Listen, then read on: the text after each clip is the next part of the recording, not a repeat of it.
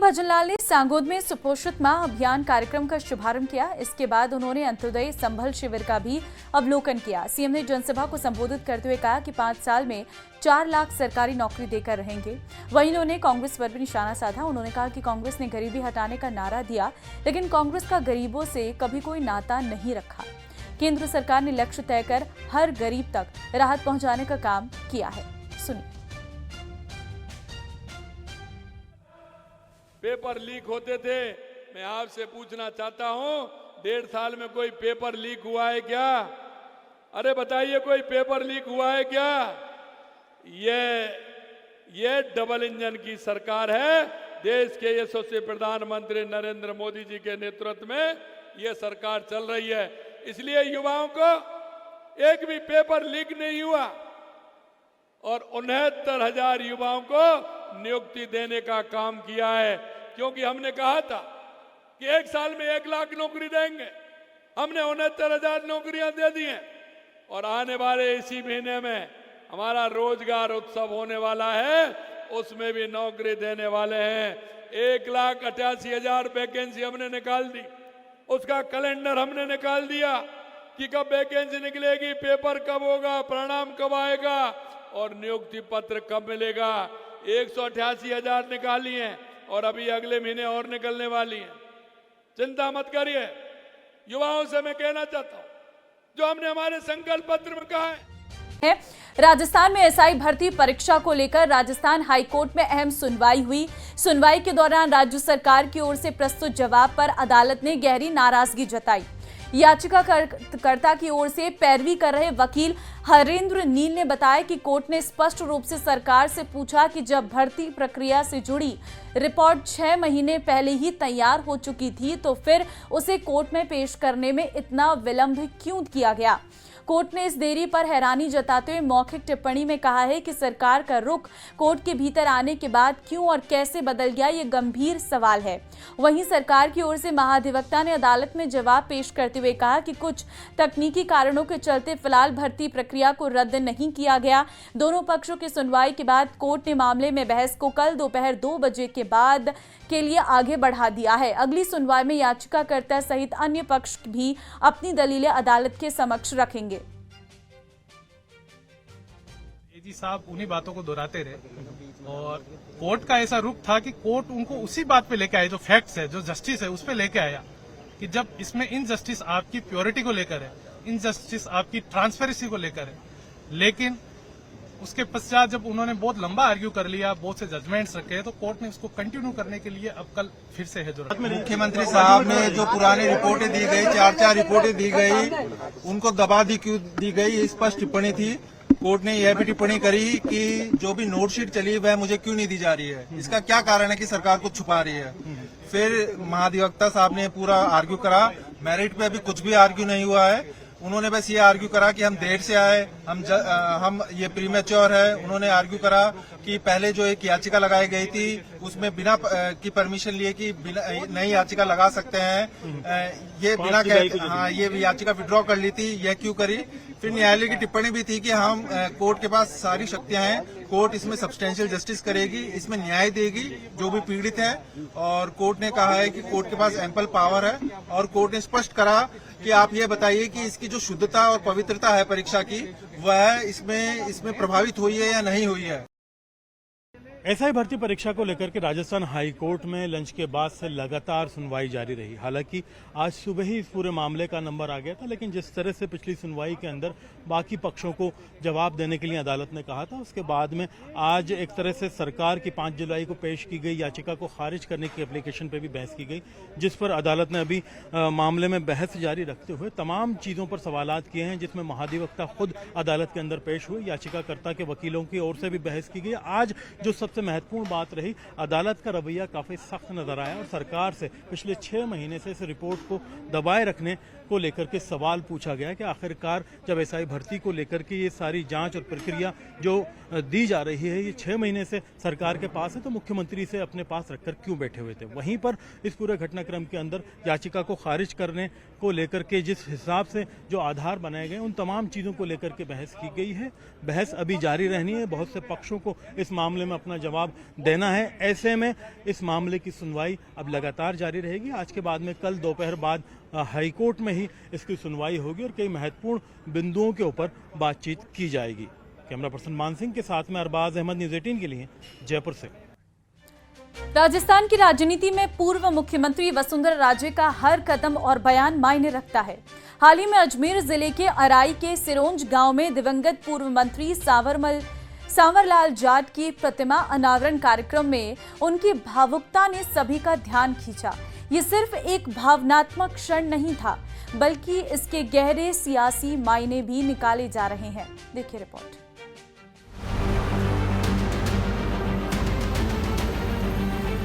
इंसान कब बदल जाता है कोई कुछ कह नहीं सकता। चेहरे के ऊपर चेहरा, चेहरे के ऊपर चेहरा, कई चेहरे लगा भी देते हैं।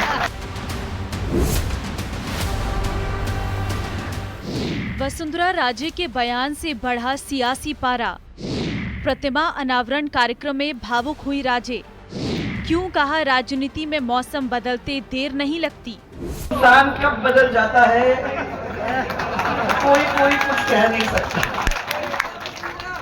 और मैं ये भी कहूंगी कि लोग अपनी छोटी छोटी नई दुनिया बसाना शुरू कर लेते हैं, अपनी नई दुनिया में लग भी जाते हैं और चेहरे के ऊपर चेहरा, चेहरे के ऊपर चेहरा, कई चेहरे लगा भी देते हैं।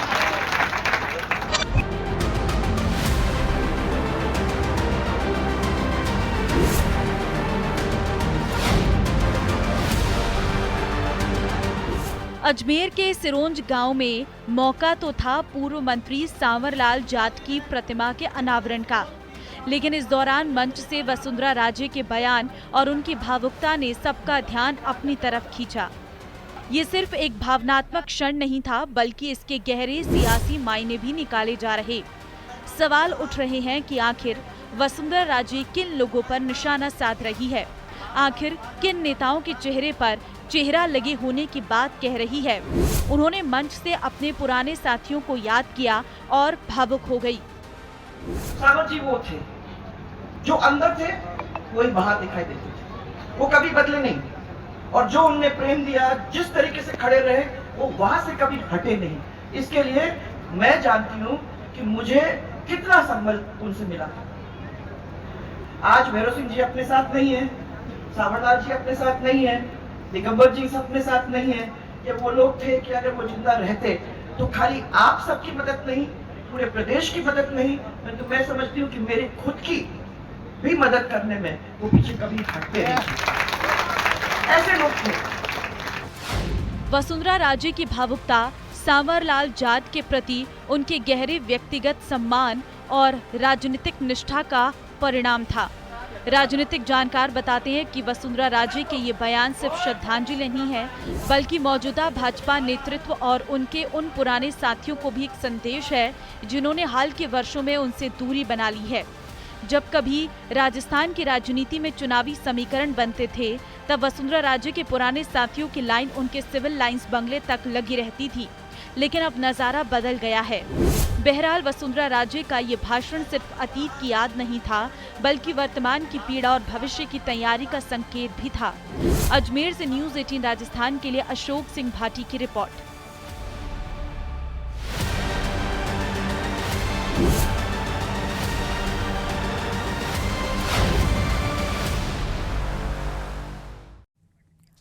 खबर जोधपुर से है, जहां कैबिनेट मंत्री जोगाराम पटेल ने विपक्ष के हमलों पर करारा पलटवार किया। इस दौरान उन्होंने कहा कि भाजपा एक अनुशासित पार्टी है, जहां मुख्यमंत्री भजनलाल शर्मा का 5 साल का कार्यकाल तय। इसके साथ ही उन्होंने गहलोत के बयान पर भी पलटवार करते हुए कहा कि गहलोत ने शेखावत के माता पिता को बदनाम किया है। कोई मुख्यमंत्री हटाने का नहीं है, कुछ लोगों की जिनकी राजनीतिक धरातल खिसक रहा है, अनावश्यक आंदोलन में उद्वेलित हो रहे हैं और जिनको कोई और दुख नहीं रहा है, वो ऐसे सपूंगे छोड़ते हैं और ऐसे सपूंगों का हमारे भारतीय जनता पार्टी के कल्चर में कोई मान्यता नहीं है। हमारे प्रदेश के प्रभारी ने, हमारे प्रदेश के अध्यक्ष ने, हमारे केंद्रीय नेतृत्व ने अनेक बार साफ साफ कह दिया है कि हमारे यहाँ मुख्यमंत्री 5 साल के लिए बनता है, इसीलिए बनवारीलाल जी पूरे 5 साल काम करेंगे, राजस्थान को विकसित और समृद्ध बनाएंगे और अमृत काल में राजस्थान और आगे बढ़े, इसलिए अगले मुख्यमंत्री भी आदरणीय बनवारीलाल जी होंगे। अगर जब कागज है नहीं और उन्होंने मुख्यमंत्री रहते के नाते एक जिम्मेवार पोस्ट पर रहते हुए किसी पर आरोप लगाए तो वो आरोप वो कागज का है।